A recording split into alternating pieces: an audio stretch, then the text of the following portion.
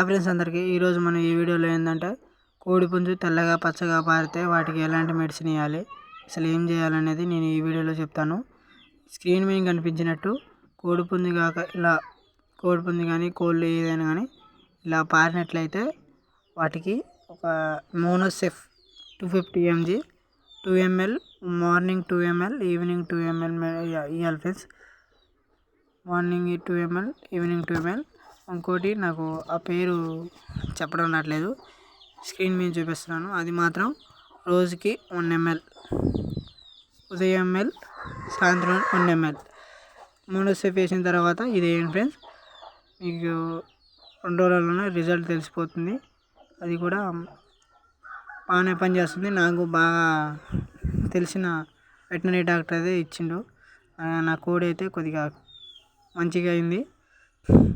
అది దొరకకపోతే ఇంటాసెఫ్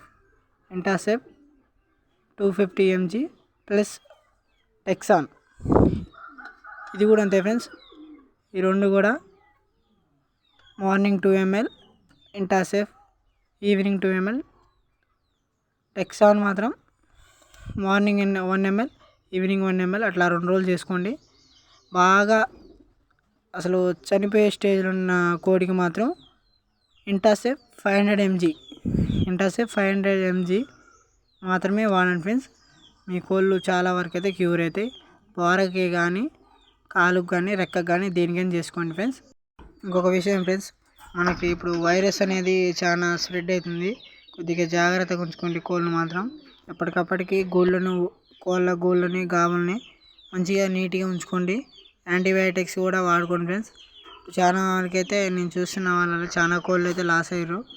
కొద్దిగా జాగ్రత్త ఉంచుకోండి ఫ్రెండ్స్. ఎవరిని వాళ్ళకి రానికండి మీ కోళ్ళ దగ్గరికి. మీరు కూడా ఎటైనా బయటకు వెళ్ళి వచ్చినప్పుడు కాళ్ళు కడుక్కొని సబ్బు పెట్టుకొని కాళ్ళు చేతులు కడుక్కున్న తర్వాతనే కోళ్ళ దగ్గరికి వెళ్ళండి. అట్లా కాదని ఆడబడితే ఆడ తిరిగి వచ్చి కోళ్ళ దగ్గరికి పోతే మాత్రం మీ కోళ్ళు అయితే చనిపోయే అవకాశం ఉంటుంది. వైరస్ చాలా స్ప్రెడ్ అవుతుంది. జాగ్రత్తగా ఉండండి ఫ్రెండ్స్. ఎప్పటికప్పుడు బయో బూస్టర్స్ స్ప్రే చేసుకోండి.